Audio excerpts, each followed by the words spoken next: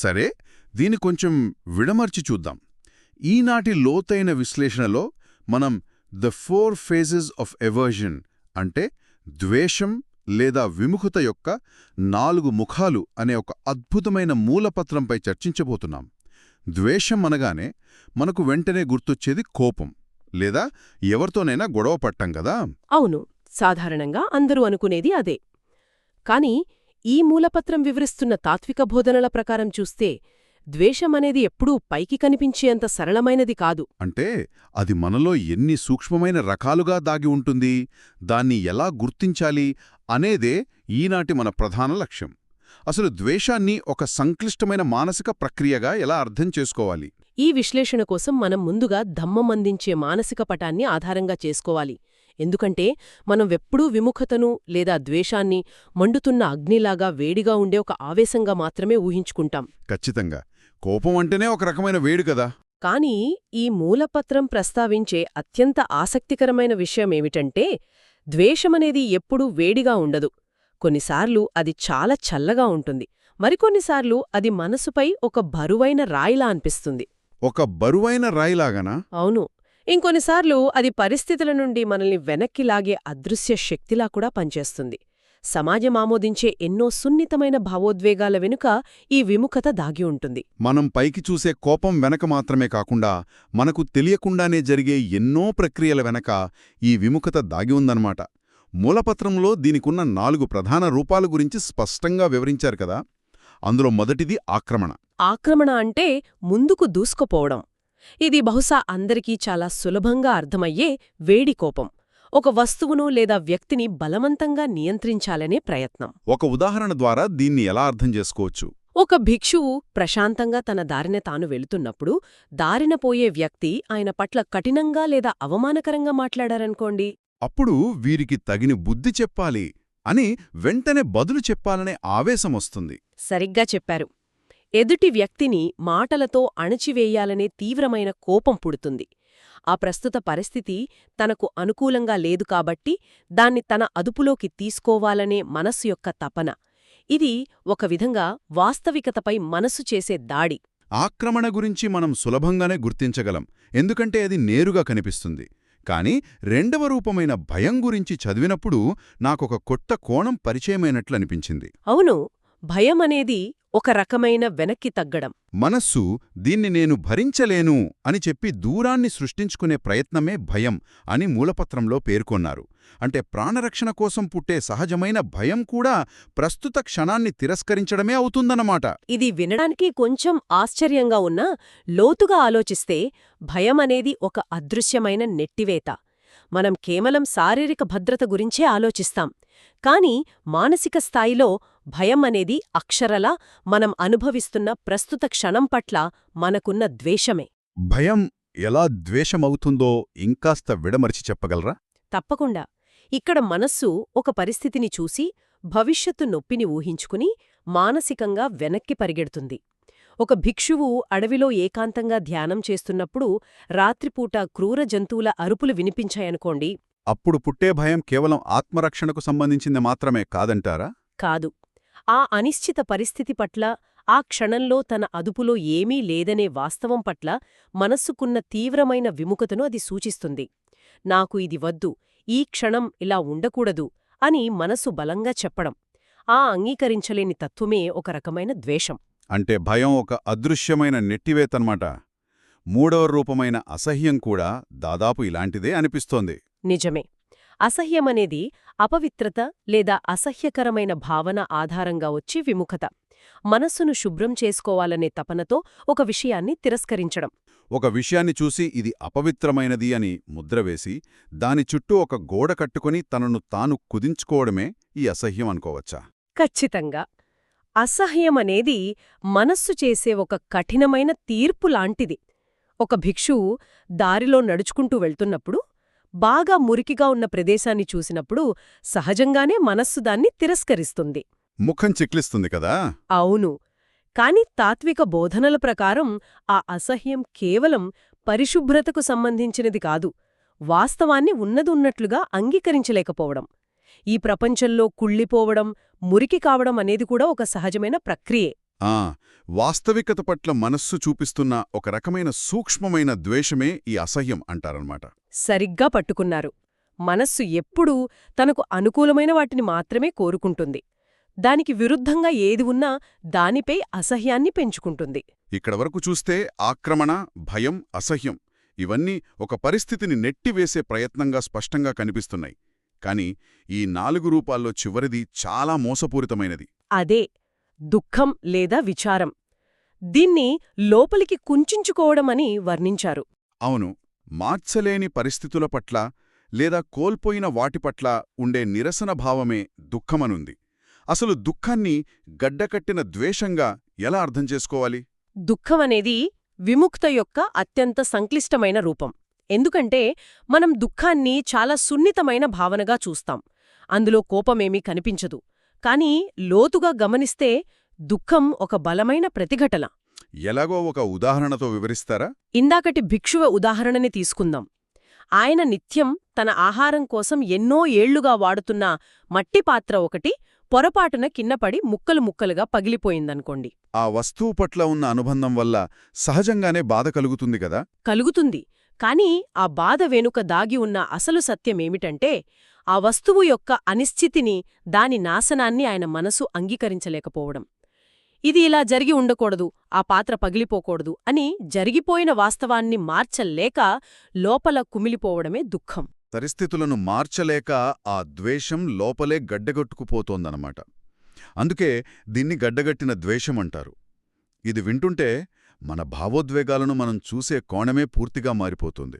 అవును, దుఃఖం వెనుక ఉన్నది కూడా అంగీకారం లేకపోవడమే. ఇక్కడే మూలపత్రంలో ఒక అద్భుతమైన మలుపుంది.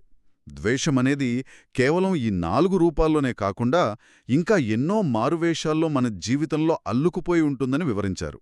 విముఖత అనేది మారువేషాలు వేయడంలో చాలా దిట్ట. అది ఎప్పుడూ తనను తాను నేను ద్వేషాన్ని అని నేరుగా పరిచయం చేసుకోదు. మనం గమనించాల్సిన ఆ ప్రధానమైన మారువేషాలేమిటి? అందులో మొదటిది ధర్మబద్ధమైన కోపమనుంది. ఇది చాలా ప్రమాదకరమైన మారువేషం. ఇతరుల తప్పుల మీద కోప్పడటానికి మనం నైతికతను ఒక కవచంగా వాడుకుంటాం. అంటే ఒక విహారంలో ఒక భిక్షువు నియమాలను ఉల్లంఘించి ప్రవర్తించాడనుకోండి. అప్పుడు అక్కడే ఉన్న మరొక భిక్షువు అతను ధర్మాన్ని తప్పుతున్నాడు అని తీవ్రమైన నైతికమైన కోపం తెచ్చుకోవచ్చు. పైకి చూస్తే ఆయన ధర్మం వైపున్నట్లు కనిపిస్తుంది. కానీ లోపల నిశితంగా పరిశీలిస్తే ఎదుటివారి తప్పును ఎత్తి చూపి తాను నైతికంగా ఉన్నతమైన వాడిని అనే అహంకారాన్ని సంతృప్తిపరుచుకోవడమే ఆ కోపం వెనుక ఉన్న అసలు ఉద్దేశ్యం. తనకంటే భిన్నంగా ప్రవర్తించేవారి పట్ల అది ఒక రకమైన విముఖతే తప్ప అందులో నిజమైన ధర్మం లేదు.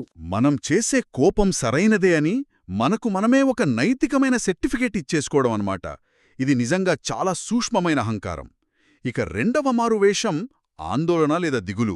ఇంకా జరగని భవిష్యత్తు గురించి ఆలోచిస్తూ అనిశ్చితితో ప్రశాంతంగా ఉండలేకపోవడం. ఆందోళన ద్వారా మనస్సు భవిష్యత్తులోకి పారిపోవడాన్ని మనం స్పష్టంగా చూడొచ్చు. కాని రేపు ఏం జరుగుతుందో అనే జాగ్రత్త పడటాన్ని కూడా ప్రస్తుత క్షణం పట్ల ద్వేషంగా ఎలా పరిగణించగలం? జాగ్రత్త పడటం వేరు, ఆందోళన చెందడం వేరు. జాగ్రత్త అనేది ప్రశాంతమైన మనస్సుతో చేసే సన్నద్ధత. కాని ఆందోళన అనేది భవిష్యత్తు గురించి మనకున్న భయం లేదా జరగబోయే దాని పట్ల ఉన్న తీవ్రమైన విముఖత. రేపు ఏం జరుగుతుందో అనే అనిశ్చితిని అంగీకరించడానికి మనస్సు సిద్ధంగా లేకపోవడమే ఆందోళన కదా? భవిష్యత్తులో తనకు కావలసిన భద్రతను వెతుక్కుంటూ వాస్తవానికి తన ప్రస్తుత ఉనికిని పూర్తిగా నిరాకరిస్తోంది.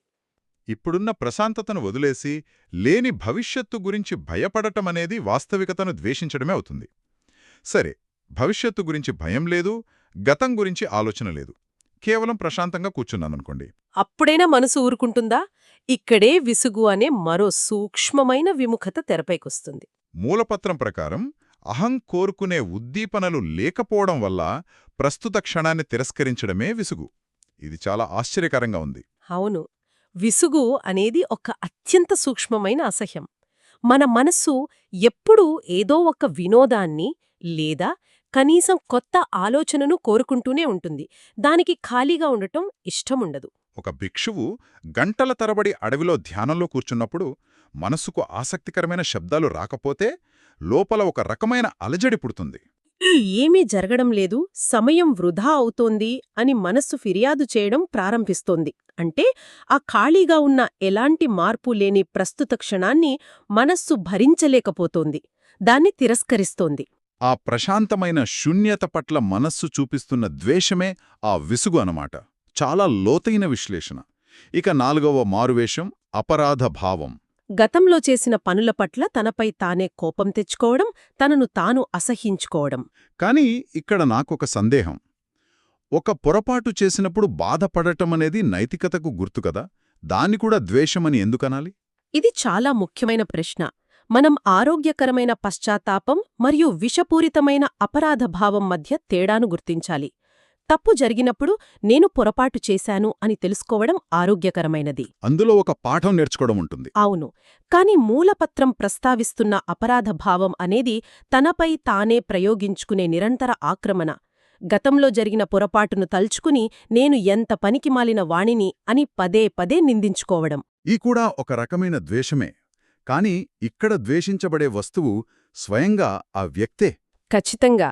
జరిగిపోయిన గతాన్ని ఎవ్వరూ మార్చలేరు అనే సత్యాన్ని అంగీకరించకుండా గతం పట్ల మరియు తనపై తాను శత్రుత్వాన్ని పెంచుకోవడమే అపరాధభావం. ఇది మనల్ని ఎదగనివ్వదు, కుంగదీస్తుంది.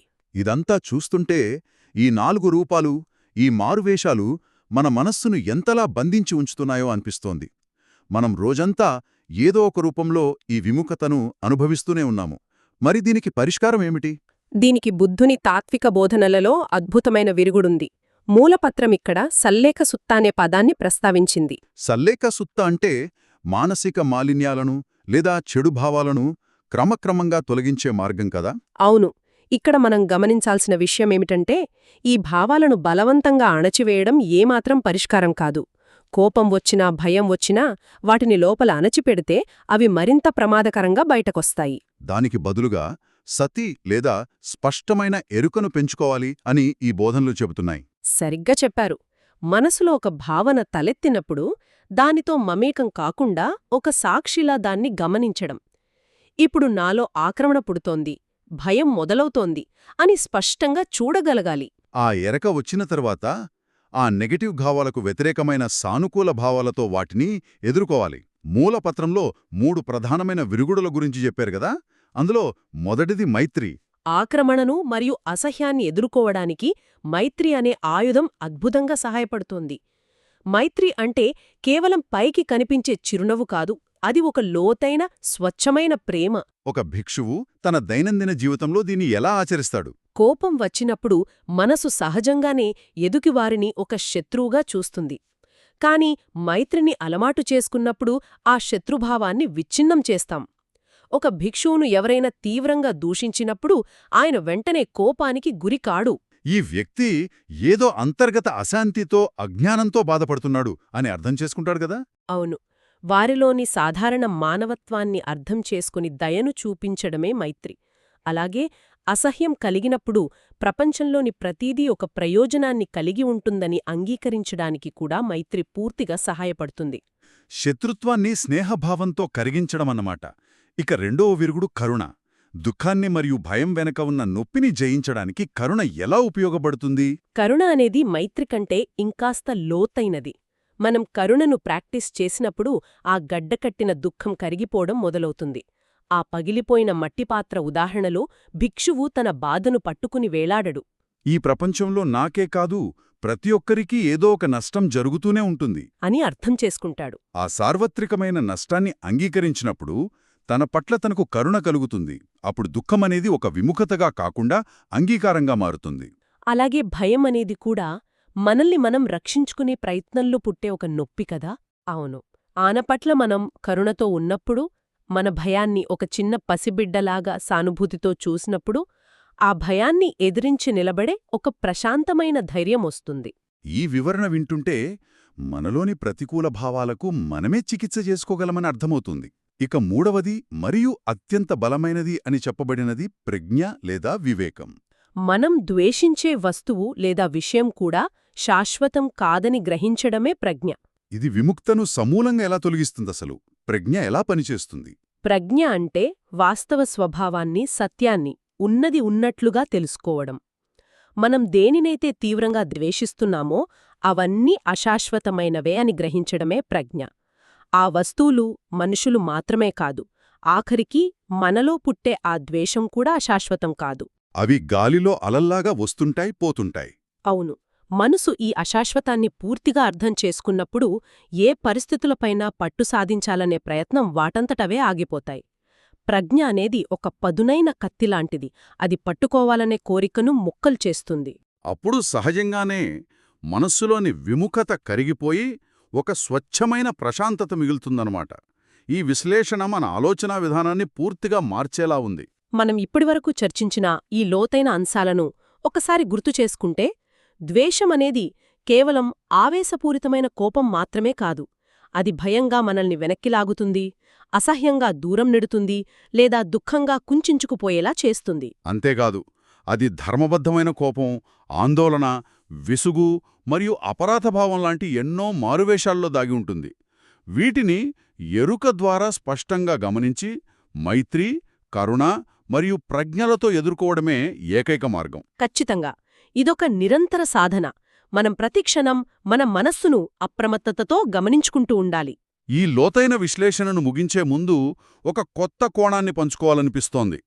విముఖత అనేది విసుగు రూపంలో కూడా వ్యక్తమవుతుందని తెలుసుకున్నాం గదా. అవును.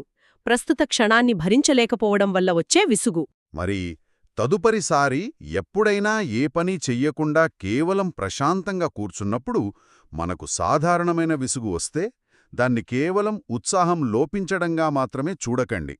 దానికి బదులుగా ఇది ప్రస్తుత క్షణం పట్ల నా మనస్సు చూపిస్తున్న ఒక సూక్ష్మమైన ద్వేషం అని గమనించండి. ఆ క్షణంలో ఉద్దీపనలు లేకపోవడాన్ని మనస్సు ఎందుకు భరించలేకపోతుందో పరిశీలించండి. ఆ చిన్న గుర్తింపు ఆ ఖాళీగా ఉన్న ప్రశాంత సమయాన్ని అనుభవించే విధానాన్ని పూర్తిగా మార్చే అవకాశముంది. చాలా అద్భుతమైన ఆలోచన. దైనందిన జీవితంలో మన మనస్సులోని సూక్ష్మమైన పొరలను అర్థం చేసుకోవడానికి ఇది ఒక నాంది కావాలి. ఖచ్చితంగా. ఇది ఈనాటి మన లోతైన విశ్లేషణ. మళ్ళీ మరొక ఆసక్తికరమైన అంశంతో కలుద్దాం.